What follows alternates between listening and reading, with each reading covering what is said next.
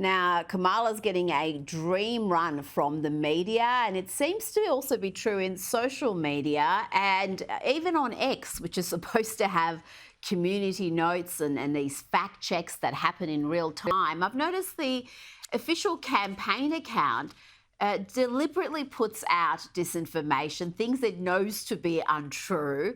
I'll show you a little example here. This is a deceptively edited video without context, and it's to pretend that Donald Trump didn't know what state he was in. He didn't know whether it was in Pennsylvania or North Carolina. Have a look.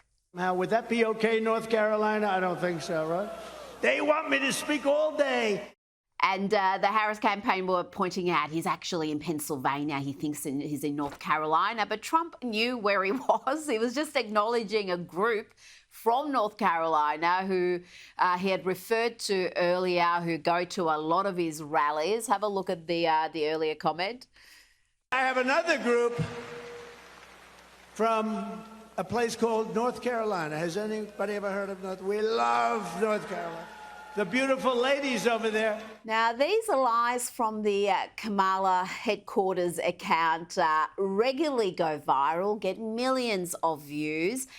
Without the fact checks or the community notes, they're not appearing on time. Well, they sometimes don't appear at all. Sometimes they appear days late where everyone's moved on.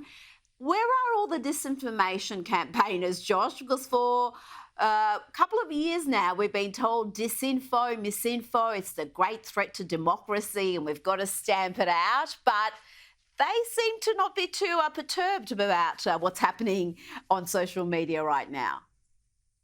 Yeah, it's funny how that works, isn't it? How, when someone on the right says something that offends the prevailing idiosyncratic woke orthodoxy of the day, when they say something like that, immediately it is lambasted as misinformation. It is excoriated as disinformation. It is shadow banned. It is deplatformed. It is banned. It is nuked from the internet. You can't even find it in an internet archive if you look hard enough.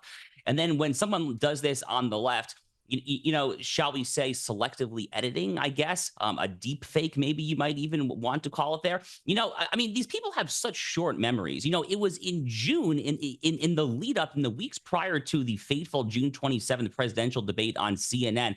It was actually the left. It was Karine Jean-Pierre, the White House press secretary here, all the folks at the DNC. They were the ones actually who were accusing Republicans and people on the right of selectively editing videos to make Joe Biden look a lot older and more decrepit than he actually was, according to their view. We all know that he actually is quite that senile. I mean, this was literally 2 months ago. I mean, how stupid do they think we are? I mean, do they actually think that we don't have memories of literally 2 months ago? But now they have their bloodless coup. They have Kamala Harris in office there, or I guess as a presumptive nominee, and they think that now they can play the young person's card and try to make Donald Trump out to be older than, I mean, none of it makes sense. Say what you will about Donald Trump. Your mileage may vary as to whether you like him as a politician. I certainly plan to vote for him, and I'm proud to do so. But I mean, no matter what you can say or not say about Donald Trump, the man is full of vigor and energy. I mean, he does not act and talk like his age, his mental acumen. I mean, it is very clearly not something that a normal person in his late 70s approaching on 80 would do. He had an off-the-cuff 2-hour chat with one of the smartest men in the world right now, Elon Musk, a genius, discussing just dozens of topics without an auto cue, without notes. And if you want to pretend he's got some sort of cognitive decline, I think, well, you're basically speaking to low information voters and hoping they don't look any deeper. And sadly, a lot of them don't. Now, I mentioned the dream run Kamala's getting. I just want to show you an example. Politico is deriding Donald Trump because he's trying to tie the vice president to President Biden and his record on the economy. They seem to think that the Biden-Harris administration is some sort of a figment of Donald Trump's imagination. And they write it was a link Trump returned to repeatedly throughout his hour-plus speech, an effort to blunt Harris's polling and fundraising momentum by tethering her to Biden. The US media really is in the midst of a propaganda campaign unlike anything I've seen in my lifetime.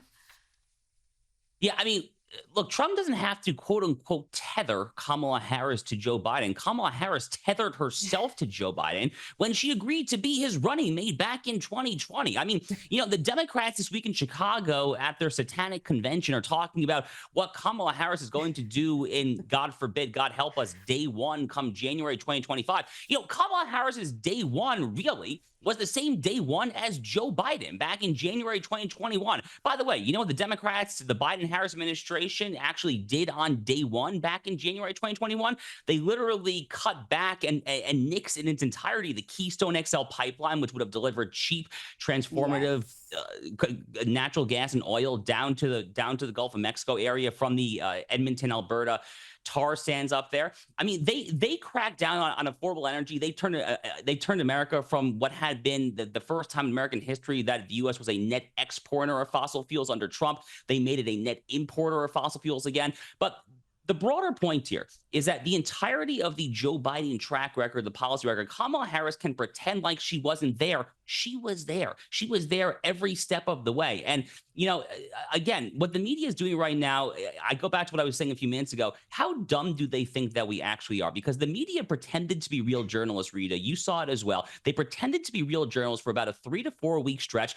from the June 27th catastrophic debate on CNN until they got their bloodless coup on July 21st. They were real journalists, and now they're in full-scale regime propagandist mode. They flipped on a switch. It is so disingenuous. It is so deceitful. The silver lining is that I think the polls actually are slowly starting to flip back towards Donald Trump's direction. The American people don't seem like they're going to buy it.